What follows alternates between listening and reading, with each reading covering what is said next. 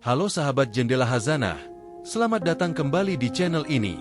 Hari ini kita akan menelusuri jejak kelam dari masa lalu, sebuah kisah nyata yang menggemparkan Amerika di abad ke-19. Tokoh utamanya bukan orang dewasa, bukan pula tokoh militer atau politik, melainkan seorang remaja laki-laki berusia 14 tahun. Namanya Jesse Harding Pomeroy, dijuluki oleh media sebagai monster belia, bahkan sebagian menyebutnya sebagai anak yang kehilangan nurani. Tindakannya tak hanya mengejutkan warga Boston, tapi juga membuat dunia bertanya, apa yang sebenarnya terjadi dalam pikirannya? Dalam usia yang masih sangat muda, Jesse melakukan hal-hal yang sulit dibayangkan oleh akal sehat. Perilakunya membuat banyak orang takut, bingung, dan marah. Ia menjadi simbol kegagalan dalam mengenali bahaya yang tersembunyi di balik wajah polos seorang anak.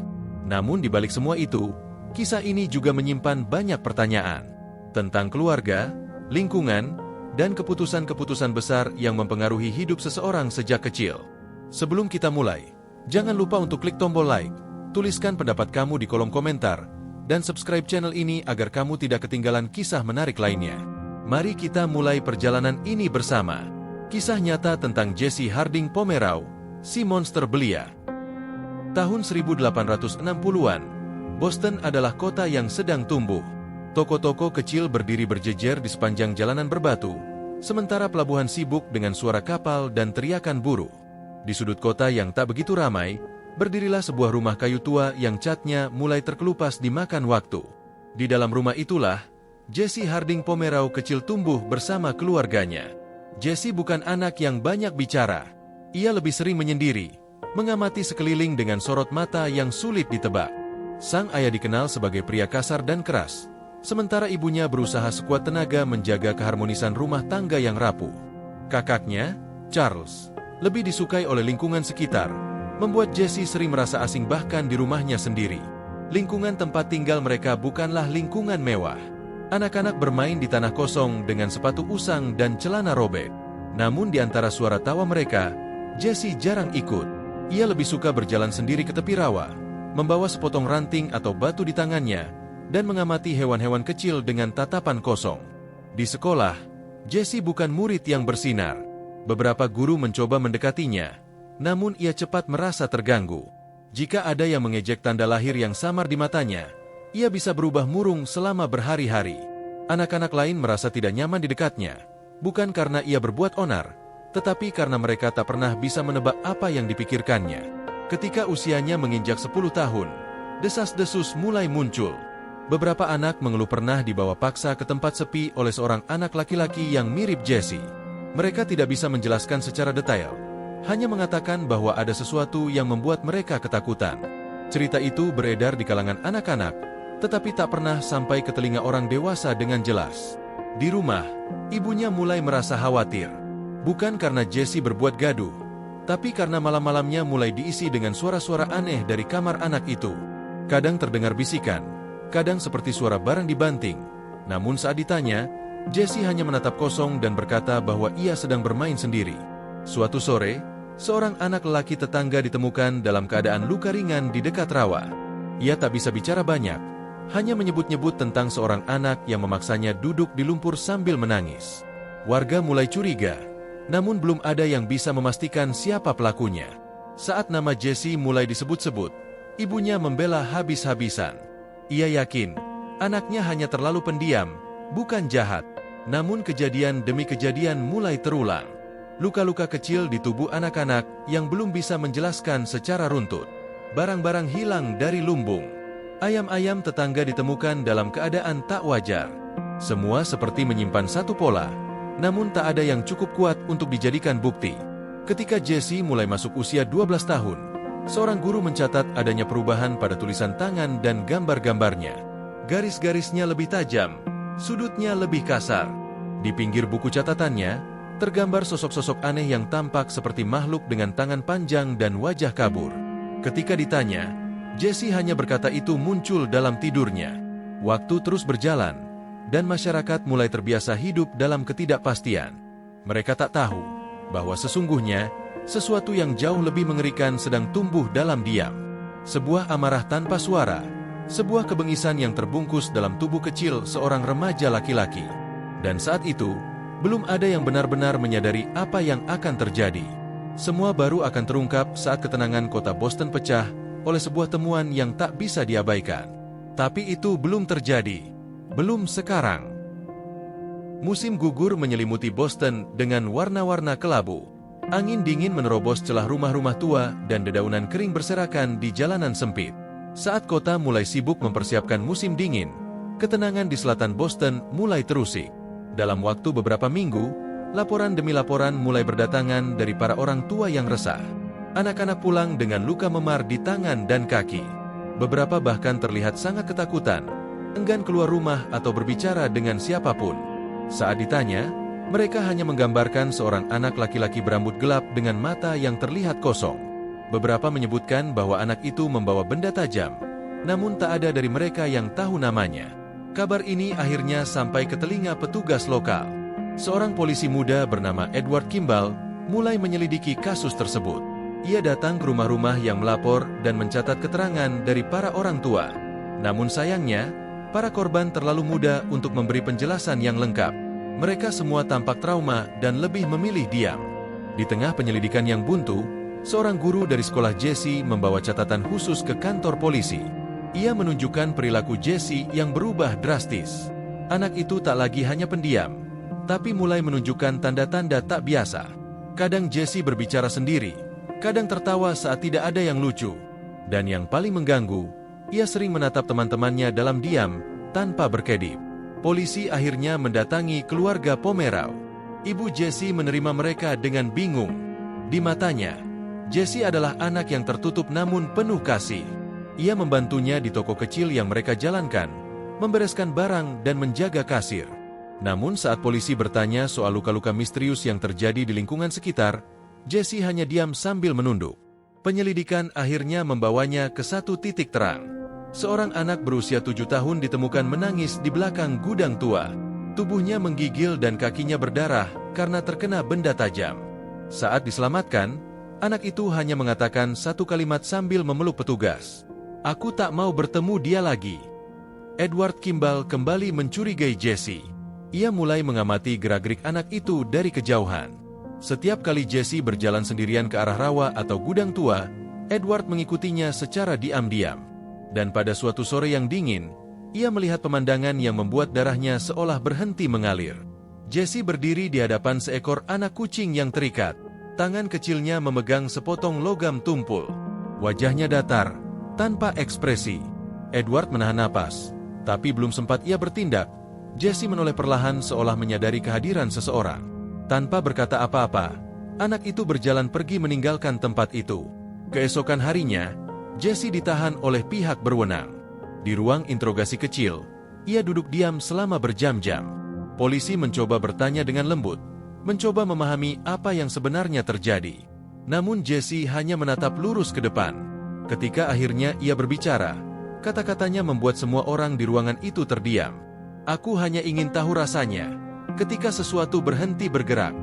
Kalimat itu menjadi awal dari pengakuan yang membuat kota Boston menggigil. Jesse tak hanya menyakiti anak-anak, ia mempermainkan rasa takut mereka. Ia memilih korbannya dengan tenang, membawanya ke tempat sepi, dan membuat mereka merasakan penderitaan yang sulit dijelaskan. Tak satu pun dari korban menghilang nyawa, namun luka mereka jauh lebih dalam dari sekadar bekas di kulit. Pengadilan menjatuhkan keputusan untuk mengirim Jesse ke lembaga pembinaan anak-anak di Westboro. Di sanalah, untuk pertama kalinya, ia akan hidup dalam lingkungan tertutup, diawasi oleh orang dewasa, dan jauh dari dunia luar. Namun, kisah ini belum berakhir, karena di dalam tembok lembaga pembinaan itu, Jesse tak berubah. Ia hanya menunggu waktu, menunggu hingga dunia kembali lengah. Lembaga pembinaan Westboro berdiri di atas tanah lapang yang luas, dikelilingi pagar tinggi dan rerumputan yang jarang disentuh kaki manusia. Bangunannya kokoh, berdinding batu, dan beraroma lembab. Setiap jendela dipasang terali besi, bukan untuk menghias, tapi untuk menahan apapun yang ingin keluar. Disinilah Jesse Harding Pomerau yang baru berusia 12 tahun akan tinggal untuk waktu yang tidak ditentukan. Para penjaga mengenalnya sebagai anak yang tak banyak bicara. Namun yang membedakan Jesse dari anak-anak lainnya adalah caranya berjalan tanpa suara, serta tatapan matanya yang sulit dipahami. Tak ada pemberontakan, tak ada teriakan, namun hawa aneh selalu menyelimuti ruangan setiap kali ia lewat. Hari-hari Jesse di lembaga itu diisi dengan kegiatan yang rutin. Bangun pagi, membersihkan tempat tidur, sarapan sederhana, lalu belajar dan bekerja ringan. Ia membaca buku lebih banyak daripada anak-anak lain, dan memiliki ketertarikan aneh pada cerita-cerita tentang pertempuran dan keadilan yang kelam. Di perpustakaan kecil, ia kerap meminjam buku yang sudah berdebu, membacanya diam-diam di bawah cahaya lampu minyak. Namun yang tidak dilihat oleh para penjaga adalah bagaimana Jesse mulai menulis. Di selembar kertas bekas, ia menggambar sketsa bangunan dan jalur-jalur tersembunyi. Ia menghitung langkah antara sel dan pagar utama. Ia mengamati pergantian jadwal penjaga, mencatat dengan rapi di benaknya. Semua itu disimpannya dalam diam. Setelah beberapa bulan, kepala lembaga melihat kemajuan Jesse. Ia tampak tenang, tidak pernah membuat keributan. Bahkan salah satu guru menyebutnya sebagai anak yang bisa berubah. Laporan-laporan positif mulai dikirimkan ke pengadilan. Sebagian orang mulai percaya bahwa Jesse bisa dibimbing ke arah yang lebih baik. Tak lama kemudian, ibunya datang menjenguk.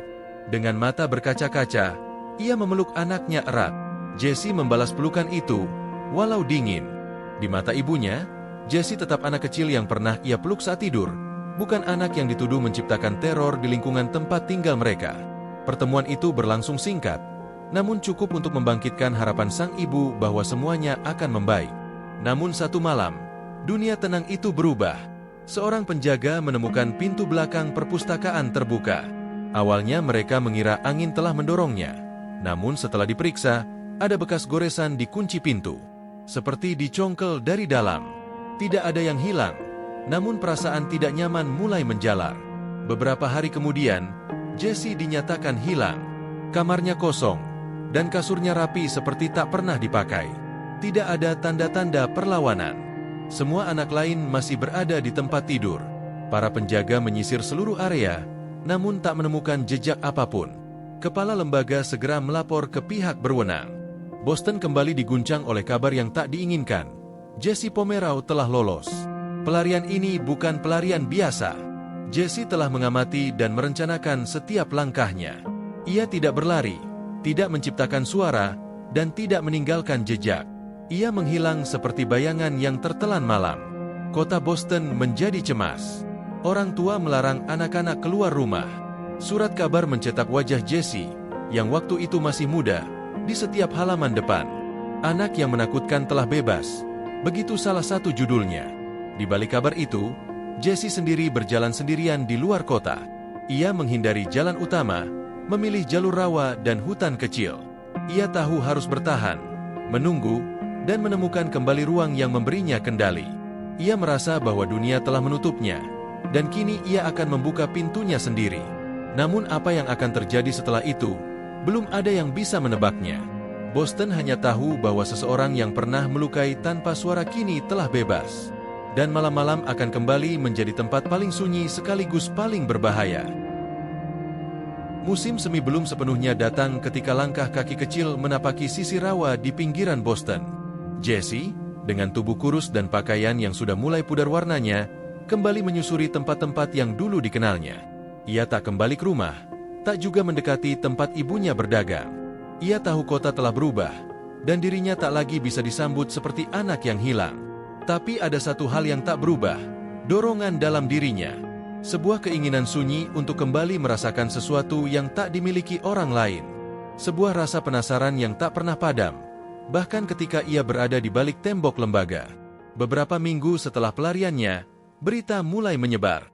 Seorang anak kecil ditemukan sendirian di pinggir dermaga, matanya kosong dan tubuhnya penuh luka. Tidak ada saksi, tidak ada pelaku. Namun petunjuknya mengarah ke satu nama yang tak pernah hilang dari ingatan kota, Jesse Pomeroy. Petugas Edward Kimball kembali ditugaskan untuk menyelidiki. Ia membaca laporan demi laporan, dan semuanya terasa seperti mimpi buruk yang kembali berulang. Luka-luka itu memiliki pola yang sama. Tempat kejadian hampir selalu berada di lokasi terpencil, dan para korban selalu anak-anak. Namun yang membedakan kini adalah, beberapa korban tidak lagi hanya luka secara fisik, tapi juga tak mampu bicara setelah kejadian itu. Edward memeriksa jalur-jalur yang mungkin digunakan Jesse untuk bersembunyi. Ia mendatangi rawa-rawa, gudang terbengkalai, bahkan lorong-lorong saluran air tua yang membentang di bawah kota.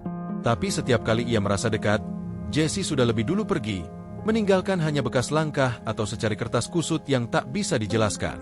Di tengah pencarian itu, sebuah peristiwa mengguncang kota lebih dalam. Seorang anak berusia 4 tahun bernama Horace Millen dilaporkan hilang. Anak itu terakhir terlihat berjalan pulang membawa apel, hanya beberapa blok dari rumahnya. Waktu berlalu, dan pencarian dilakukan besar-besaran. Para tetangga turun ke jalan. Polisi menyisir taman, pelabuhan, dan jalan setapak yang jarang dilalui. Harapan mulai tipis. Beberapa jam kemudian, di sebuah ladang kecil di South Boston, tubuh Horace ditemukan. Wajahnya tenang, seolah tertidur. Namun tubuhnya menunjukkan luka-luka yang tak sanggup disebutkan oleh petugas medis di hadapan orang tuanya. Tidak ada tanda kekerasan fisik brutal yang mencolok, namun dari caranya terbaring dan sisa-sisa di sekitar tubuhnya, terlihat jelas bahwa ia tak pergi dengan tenang. Berita itu mengguncang seluruh kota. Ini bukan lagi luka biasa. Ini penghilangan nyawa. Dan untuk pertama kalinya, Boston benar-benar takut. Semua anak dilarang keluar rumah. Guru-guru memberi pelajaran di dalam rumah warga. Gereja-gereja menggelar doa bersama untuk meminta perlindungan. Namun satu nama terus menjadi bayangan yang menghantui setiap malam, Jesse Pomeroy. Pihak berwenang memutuskan untuk meningkatkan penyelidikan ke tingkat tertinggi. Mereka memperluas area pencarian dan mengumumkan pencarian terbuka. Hadiah ditawarkan bagi siapapun yang bisa memberi petunjuk. Tapi tak satu pun dari warga melihat Jesse. Ia seperti bayangan yang menyusup di antara malam dan senyap. Sementara itu, Jesse bersembunyi di sebuah rumah terbengkalai di dekat dermaga. Di sanalah ia menulis. Tulisannya bukan puisi atau cerita, tapi catatan yang sulit dipahami. Ia menulis tentang perasaan hampa, tentang pengamatan terhadap binatang, tentang kesunyian yang ia nikmati saat dunia terlelap. Buku catatan itu menjadi satu-satunya teman di tengah keheningan yang ia pilih. Namun, ia lupa satu hal. Dunia tidak selamanya buta. Pada suatu pagi yang berangin, seorang anak penjual koran yang sedang menyusuri jalan menuju pelabuhan melihat sosok asing di jendela rumah tua. Ia mengenali wajah itu dari gambar di surat kabar yang ia jual setiap hari. Anak itu tidak ragu. Ia berlari sejauh mungkin, menuruni tangga dermaga, dan langsung menuju kantor polisi. Tak butuh waktu lama. Dalam waktu 1 jam, polisi telah mengepung rumah tua itu. Jesse ditemukan duduk di lantai atas, memandangi langit yang tertutup awan. Ia tidak melawan. Ia hanya berkata pelan, "Aku tahu kalian akan datang." Boston menghela napas panjang. Namun bayangan itu belum hilang. Karena apa yang akan ditemukan setelah penangkapannya, justru jauh lebih mencekam. Penangkapan Jesse Harding Pomeroy membawa angin baru yang diharapkan bagi warga Boston. Banyak yang berharap ketenangan akan kembali, namun yang terjadi malah sebaliknya. Rahasia-rahasia kelam mulai terkuak satu persatu di balik sosok anak itu.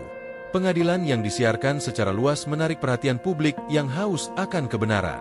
Jesse duduk dengan tenang di ruang sidang yang dipenuhi oleh keluarga korban, warga, dan wartawan. Meskipun usianya masih belia, ia sudah menghadapi tuduhan yang berat.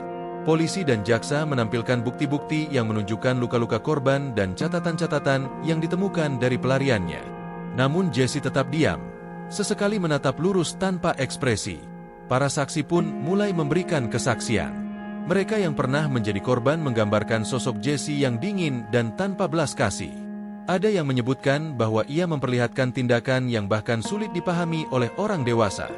Di antara kesaksian itu, ada satu yang sangat mengguncang ruangan, dari seorang anak yang berhasil melarikan diri dan menyelamatkan diri dengan luka-luka yang masih menganga. Saat dia mendekat, aku merasa seperti semuanya akan berhenti. Tidak ada suara, tidak ada harapan. Tapi aku berlari sekuat tenaga sampai aku menemukan jalan keluar. Kesaksian itu menguatkan dugaan bahwa Jesse melakukan perbuatan yang lebih dari sekadar menyakiti secara fisik. Ia bermain dengan rasa takut, menjebak korbannya dalam keheningan yang mencekam. Para hakim pun semakin yakin bahwa tindakan Jesse bukanlah sekadar kenakalan atau gangguan mental biasa. Namun selama persidangan, muncul pula suara-suara yang mempertanyakan kondisi psikologis Jesse. Beberapa ahli jiwa mengungkapkan bahwa anak itu mungkin mengalami gangguan berat yang memengaruhi perilakunya. Mereka menyarankan agar Jesse mendapatkan perawatan khusus di fasilitas kesehatan jiwa, bukan hanya dihukum. Pengadilan akhirnya memutuskan untuk menempatkan Jesse di fasilitas khusus anak-anak dengan pengawasan ketat. Keputusan ini diambil untuk melindungi masyarakat sekaligus memberi kesempatan pada Jesse untuk mendapatkan bantuan yang diperlukan. Namun keputusan itu bukan tanpa kontroversi. Banyak yang menganggap hukuman itu terlalu ringan, mengingat dampak yang sudah ditimbulkan. Di balik tembok fasilitas itu, Jesse tetap menyendiri. Ia jarang berbicara, lebih sering menghabiskan waktu dengan menggambar dan menulis. Kadang-kadang, ia menatap kosong keluar jendela, seolah mencari sesuatu yang tak pernah ditemukan. Petugas yang mengawasinya mulai melaporkan perubahan kecil. Jesse yang dulu dingin kini sesekali menunjukkan tanda-tanda emosi, walau sulit dibaca. Ada saat-saat ia tampak menyesal, namun juga ada waktu ketika matanya kembali kosong, seperti terperangkap dalam dunia lain. Waktu berlalu, dan Jesse menjadi bayangan yang tersimpan jauh di dalam ruang isolasi. Dunia luar perlahan melupakan namanya, namun cerita tentang kejadian di masa lalu terus menjadi pelajaran penting bagi masyarakat Boston. Kisah ini menjadi peringatan akan pentingnya perhatian terhadap anak-anak yang mengalami tekanan dan gangguan. Namun bagi Jesse, perjalanan itu masih panjang. Di balik tembok fasilitas, ia masih menyimpan rahasia yang belum terungkap. Rahasia yang bisa mengubah cara pandang kita terhadap kegelapan dan kemanusiaan. Hari-hari di fasilitas khusus berlalu dengan sunyi. Jesse Harding Pomeroy, meskipun terkurung, tidak pernah benar-benar terisolasi dari pikirannya sendiri. Suara-suara dan bayangan masa lalu sering datang dalam mimpi dan saat terjaga. Namun, berbeda dengan kebanyakan orang, suara-suara itu tidak membuatnya takut. Mereka seperti teman yang menemani langkahnya yang sepi. Para petugas yang mengawasi mulai mencatat perubahan aneh dalam perilaku Jesse. Kadang ia duduk diam selama berjam-jam, matanya kosong menatap ke depan. Kadang tiba-tiba ia tertawa sendiri tanpa alasan jelas. Dan terkadang ia menggambar gambar-gambar yang penuh dengan simbol dan tanda yang sulit dimengerti. Salah satu petugas yang paling sering berinteraksi dengannya adalah Sarah, seorang wanita muda yang lembut dan penuh kesabaran. Ia mencoba membangun jembatan komunikasi dengan Jesse, membawa buku-buku dan alat gambar agar anak itu dapat mengekspresikan dirinya. Walaupun awalnya Jesse menolak, secara perlahan ia mulai menerima kehadiran Sarah. Suatu hari, Sarah menemukan buku catatan Jesse yang tersembunyi di bawah bantal. Di sana tertulis beberapa kalimat pendek, penuh teka-teki, dan sketsa-sketsa kecil yang menggambarkan sosok bayangan yang tampak seperti dirinya sendiri. Dalam kalimat itu terdapat pertanyaan dan curahan perasaan yang mengindikasikan rasa kesepian yang dalam. Sarah berusaha memahami maksud di balik tulisan itu. Ia merasa bahwa Jesse bukan sekadar anak bermasalah, tapi seorang jiwa yang terperangkap dalam dunia yang sulit dijelaskan. Setiap kata yang tertulis adalah jeritan sunyi yang mencari pemahaman dan kasih sayang. Meski demikian, di luar sana, warga Boston masih hidup dalam bayang-bayang rasa takut. Setiap kali berita tentang anak yang hilang atau kejadian aneh tersebar, mereka langsung teringat pada sosok Jesse. Bahkan setelah semua yang terjadi, namanya masih menjadi simbol ketakutan dan misteri yang belum selesai.